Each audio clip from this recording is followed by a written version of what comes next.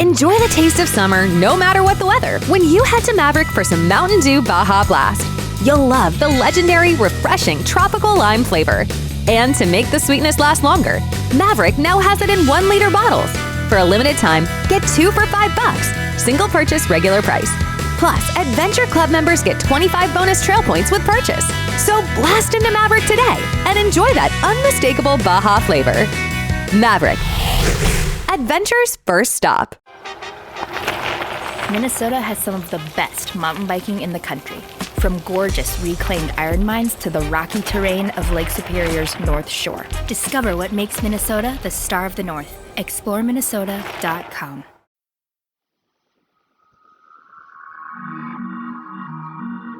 I'm Laurah Norton, and this is One Strange Thing, the show where we search the nation's news archives for stories that can't quite be explained.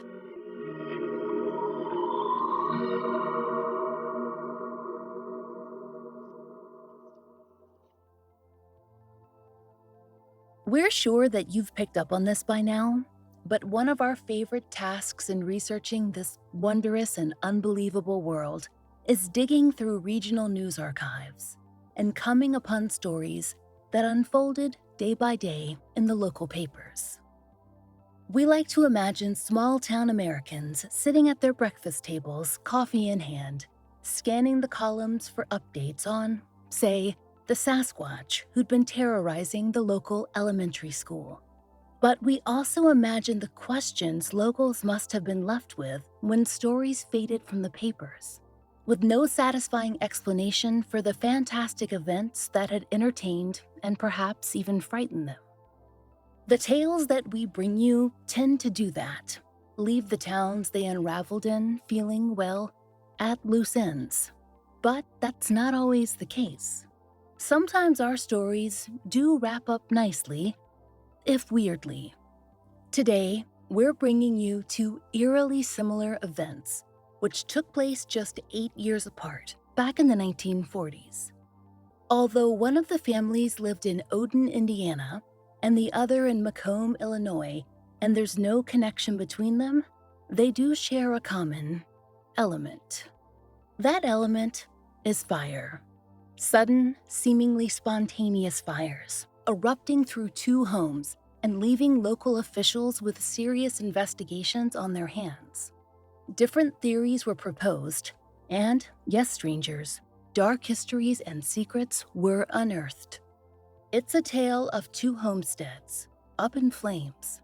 In Odon, the stories become known as the tale of the fire poltergeist. And in Macomb, those events have been mostly forgotten. Well, until now. To keep things simple, we'll tell you one tale at a time, and we'll start with the earlier event, the fire at the home of the Hacklers. The Hacklers lived just outside Odon in a 2-story home that, according to the South Bend Tribune, had been owned by at least 2 families before them. Mr. William Hackler was a farmer, but he also worked at what the Tribune described as a local cheese factory. And one of his responsibilities included fetching large quantities of milk and driving them down country roads to be processed. One morning, as Mr. Hackler was doing just that, he discovered something alarming. The Evansville Courier reported that, when he got to Odon with the milk, he was told that fire trucks had been seen heading out to the Hackler home. This was around 8 a.m., and he was ready to rush to his family. But news soon arrived that the fire had been small, so, he told the Courier, he decided to finish his route. And that turned out to be a mistake. Here's what happened while William Hackler was out collecting the milk. His family, who'd been living in the home without incident for about a year, were doing their morning chores. According to the Evansville Courier, his daughter, Dorothy, was upstairs when she spotted what would become the first of many fires. Dorothy was shocked when she realized that the wallpaper, yes, the wallpaper, was in flames. It was a small patch of flames, but let's be honest, that would be disconcerting for anyone, no matter the square footage. Dorothy and her mother extinguished it, but the fire department was called just in case. They suspected something had gone wrong internally with the chimney. But no, when the department checked it, nothing seemed amiss. The fire truck left, only to be called again. Per the courier, a second blaze had begun on a different spot on the wall, and this time it was bigger and far more alarming. We imagined that any spontaneous fire on one's wallpaper would be a concern, but this second instance involved flames that touched the ceiling and, quote, threatened the building's destruction. If Mr. Hackler had arrived in Odon only a little later, no doubt he would have received a more serious report. By the time he made it to the property, his family and local firefighters had extinguished several more blazes. And the action didn't cease when William Hackler arrived. In fact, he told the Evansville Courier, "All I did from 10 a.m. to 11 p.m. was watch for more fires to break out." All in all, the paper reported that 25 infernos began across the property that day. If you're a careful listener, and we know you are, you no doubt noticed the first two fires seemed to spontaneously begin on the home's walls. The fire department reported that the chimney wasn't to blame, so it would follow something else must be at work. Now, you might be thinking, well, obviously, podcast, it was the electrical wiring. Wiring is behind walls and thus behind wallpaper. Something circuitry went wrong. And voila, combustion. And normally, you'd be right on track. But, as the Times-Mail reported, the Hackler home had no electricity. There was no fire burning in the hearth. Still, we might continue to examine that wallpaper for an answer, except that fires began to spring up in other places. Spots where sparks just didn't make sense. According to the South Bend Tribune, papers that were stored under a mattress, don't ask us about that one, we have no idea why they were there, caught mysteriously ablaze. Then it was the home's weatherboards. And then, per the Evansville Courier, a calendar on the wall. In fact, each newspaper seemed to revel in reporting on different burned objects. The Evansville Courier noted that a book inside a drawer caught on fire, and not the whole book either, some pages smack dab in the middle of the text. It wasn't even an exciting book, unless you consider a high school biology textbook to be thrilling. Maybe it was in 1940. In any case, other strange places included, according to the Jackson County Banner, a set of curtains. Now, this was witnessed by two visitors, women from Odon who'd come by, we imagine, to help out, or perhaps because there wasn't a lot happening in rural Indiana that day, but they attested to the spontaneous nature of the flames. By late evening, the Hacklers had had enough. Per the Times-Mail, they moved the remaining mattresses outside and decided to camp in their yard. They weren't willing to sleep in a home that had caught fire at least 25 times. The Muncie Evening Post claimed it was actually 28, and no one could blame them.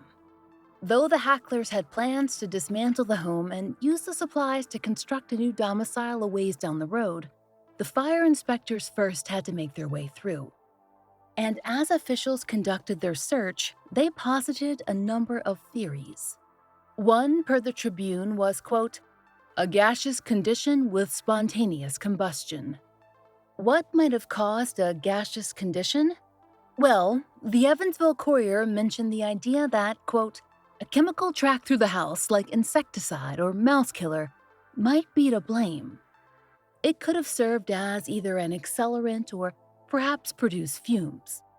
Let it be said that we did not check with Bill Nye on that one, but the theory was viewed with some suspicion at the time. After all, other people used the same products and had no issues. The Jacksonville Banner, another paper, was surprisingly sarcastic when they wrote the following about another theory. Quote, one reason advanced is that lightning rods became charged, no one can explain how, and caused nails in the house to become hot, no one can explain that either. Apparently, the lack of lightning that day was a major plot hole for the reporters. The Times-Mail wrote that another possible source of gas was a well on the property, though there doesn't seem to be any indication it was suspicious, and how it might have created such specific fires is not explained. The other theory the paper mentions was shared by an unnamed but perhaps visionary local who claimed that the Hackler farm was in the center of a strong magnetic field which somehow had triggered the fires. If so, there was no explanation as to how or why the fires might have begun just that day and then ended. Per the Mail, authorities couldn't pin it down on any one cause. They called the fires, quote, a baffling mystery. But as for William Hackler, he had a few ideas. Although the Hacklers were viewed as down-to-earth people, when faced with the impossible, they were willing to consider, well, the impossible. When asked about his personal theory, William Hackler told the Evansville Courier that he had a few in mind. Electrical disturbances, or maybe gas pockets, or maybe spooks. In fact, that last one, ghosts, seemed to become more and more likely in Mr. Hackler's mind.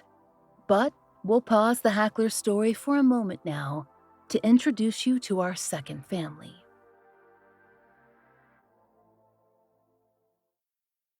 When you're in winter's favorite town, the snow-covered mountains surround you. A historic Main Street charms you.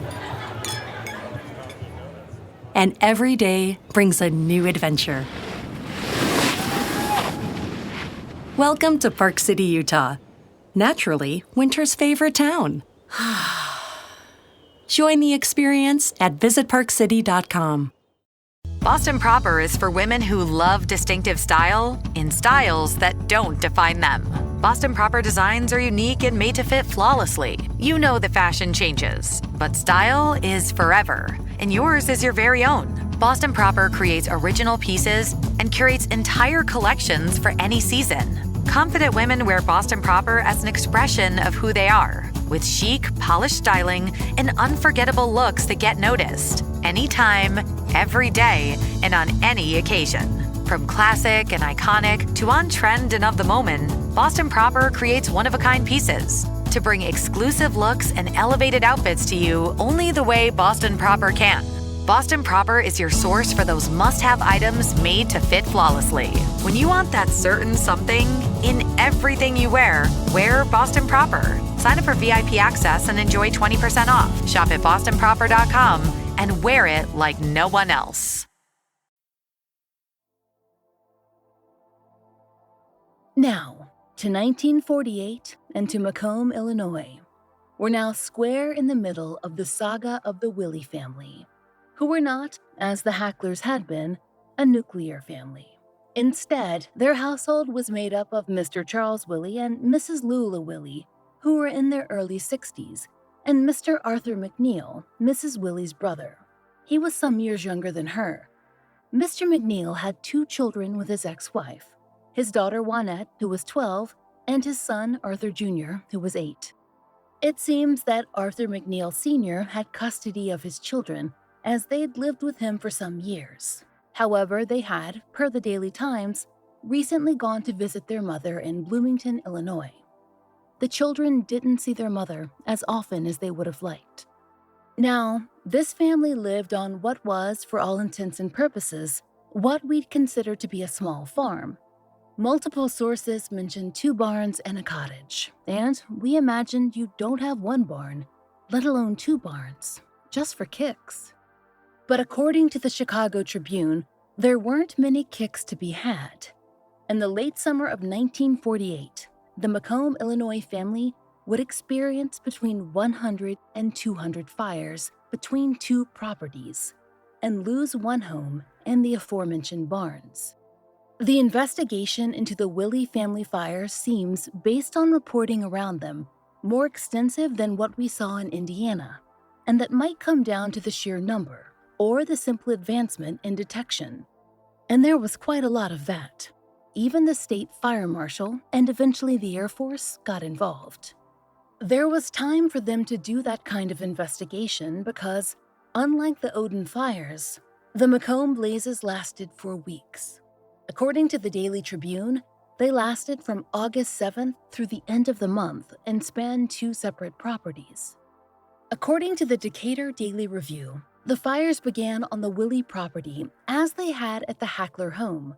On the home's walls, specifically the wallpaper itself, first caught flame. As the Santa Maria Times reported, quote, mysterious brown spots appeared in the family home.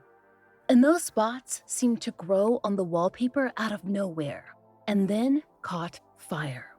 The Decatur Daily Review reported that it took only 26 minutes for their cottage to fully burn. This first led authorities to suspect the wallpaper itself might be to blame, but then, of course, fires began to spring up in other places. Many other places. The most arresting was the family's main barn, then, eventually, the second, smaller barn. And as the Times pointed out, there's no wallpaper in barns. There were a number of small blazes before it suddenly caught and truly went up in flames.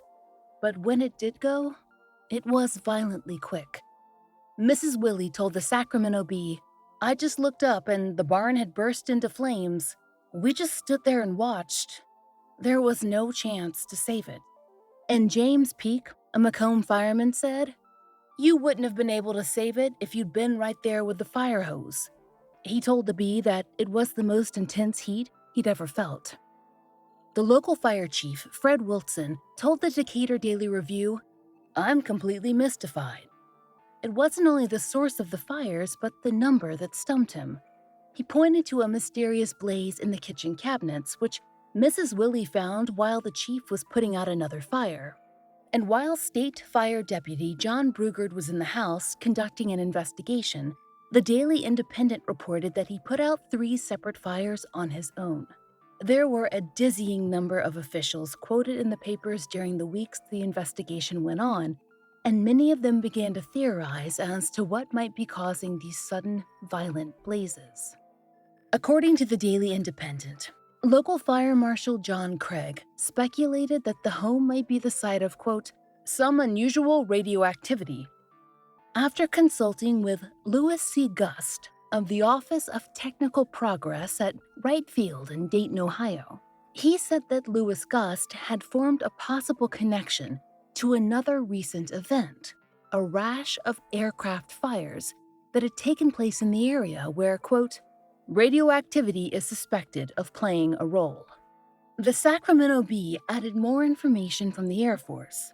They said that Air Force officials were willing to theorize that, even more than possible radioactivity, the farm might be the site of, quote, tests of radio-ignited sabotage materials.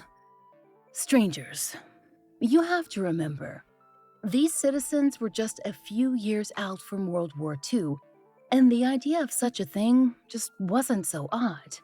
Louis Gust, who'd also given his opinion to the Daily Independent, weighed in with the Sacramento Bee, too. He told them, suppose you had some material which could be ignited by radio, and you wanted to test it out for possible sabotage value. Would you pick a city? No. You'd pick some out-of-the-way place, like the Willie Farm. Louis Gust apparently discounted, quote, any theories involving spontaneous combustion, which had been some of the main theories back in the Odon fires in 1940. This included those nasty gases, especially those created by products like insecticide, or perhaps those gaseous wells. Why was the Air Force interested in fires taking place in a rural area of Illinois? Perhaps it was simply the scope of the thing. As Louis Gust told the Sacramento Bee, it's our business to investigate such matters.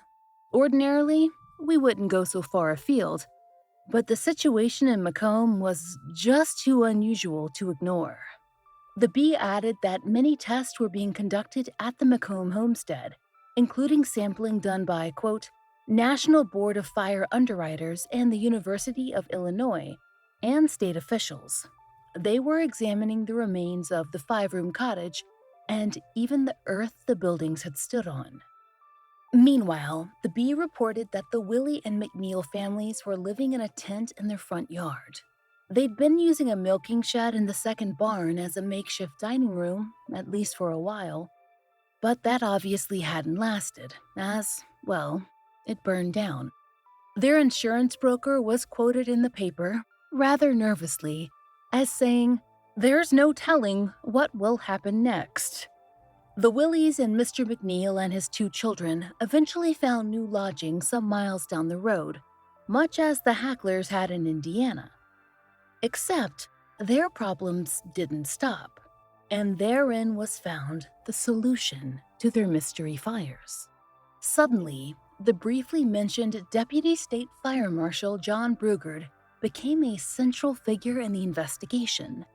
As the Chicago Tribune reported, he came to investigate a new set of blazes that had begun to occur at their new lodgings. And he told the paper that the fires appeared to be incendiary in nature. That's a nice way of saying intentionally set, or arson. He told the paper that he'd have answers soon, and answers John Brugard did, in fact, find. In the last days of August 1948, the Daily Times reported that the State Fire Marshal John Brugard had discovered the source of the mysterious blazes that had haunted the Willie and McNeil families. Not gases, not radio signals, and not a mysterious wartime attack. No, it was, as they say, coming from inside the house. According to the Times, Juanette McNeil, age 12, confessed under questioning that she had set every single fire, and with common household matches. When asked why, she told investigators that she was tired of living in rural Macomb. She wanted to go stay with her mother in Bloomington. She had enjoyed her visit there and wanted to make it a permanent situation. As far as we can tell, Juanette was not charged for the fires, though she did undergo psychiatric evaluation, and she was given over into the custody of an aunt, at least temporarily. And her mother told papers that she was sure she could get custody of both children, eventually, full-time. This strange but ultimately logical turn of events offered a satisfying, if disturbing, solution to the fires in Macomb. And perhaps it could have answered the question of the fires in Odon, Indiana, too. Perhaps a stunt pulled off by someone in the home. If not for money, then maybe for some type of change. Maybe it could have.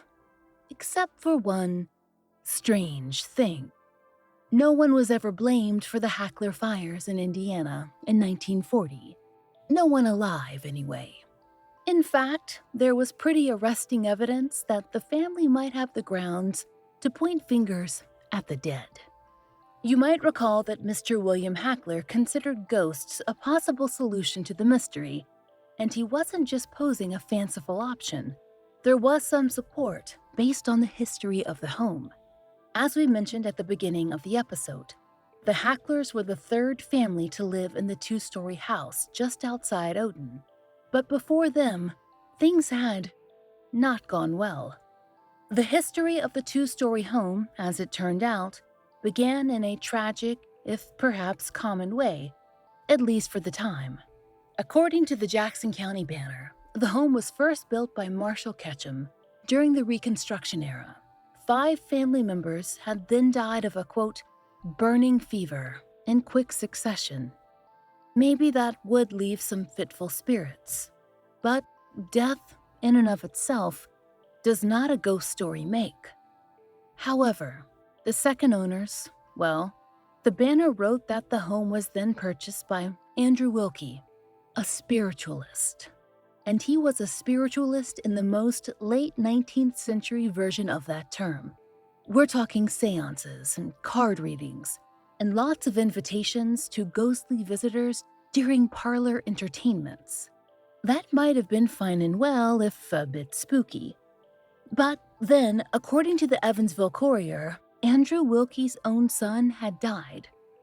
And rather than inter the young man at the local cemetery, Andrew buried him in some sort of glass mausoleum or coffin right on their property, so his son could be with him all the time, and so that he could be viewed after death. Locals reported that Andrew claimed he could still communicate with his son.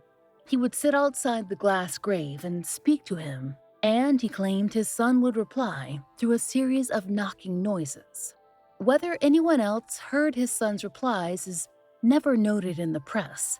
In fact, no one in town seemed to have direct knowledge to offer at all, but the memory of those events had created, well, an atmosphere around the property. The Evansville Courier wrote that when Wilkie and his wife died, their son's grave was relocated to the local cemetery and placed in a family plot with his parents. But after that, the property was considered to have a dark aura, one that the Hacklers were willing to ignore when they made their purchase. Mr. Hackler told the Evansville Courier, "Of course, there's always been a superstition around here that the place was haunted. But I don't believe in such things. At least, I didn't believe." As far as we know, they were the third buyers of that property. The idea that a glass coffin had sat right there seemed to be no issue for the Hacklers, and the rumor of spirits, that was gossip they were willing to discount, up until the first fire began. Now, of course, there was no report of Andrew Wilkie or his glass-encased son setting fires, while alive or dead. But a ghostly presence was certainly a factor that the town residents were willing to consider when the fires began. And unlike the Willie family, when the Hacklers moved, those fires did not follow them. That had been a key factor in determining that Juanette had been to blame in the 1948 blazes in Illinois. But as soon as the Hacklers had escaped the confines of their property, well, there were no more fires. Now, strangers, can we say it was a ghost or ghosts? Or, as the newspapers like to suppose, a fire poltergeist? Of course not. But no other explanations have made themselves readily available in the years since. Of course, if the home might have been examined with today's technology, we imagine the fire inspectors could have arrived at a more mundane answer. But based on the theories offered then, lightning rods, electromagnetic fields, mysterious gases, perhaps the ghosts of spiritualists past just aren't such a strange solution after all.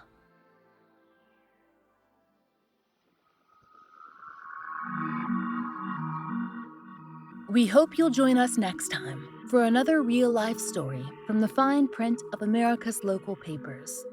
From the lives of regular people, just like you and me, except for one strange thing. Oh, and strangers. One Strange Thing is an independently produced podcast.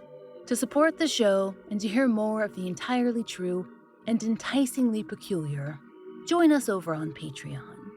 There, you'll get ad-free early releases of our regular episodes, full-length bonus episodes, blogs, and monthly live streams, all for $5 a month. We hope you'll check it out. There's a link in the show notes.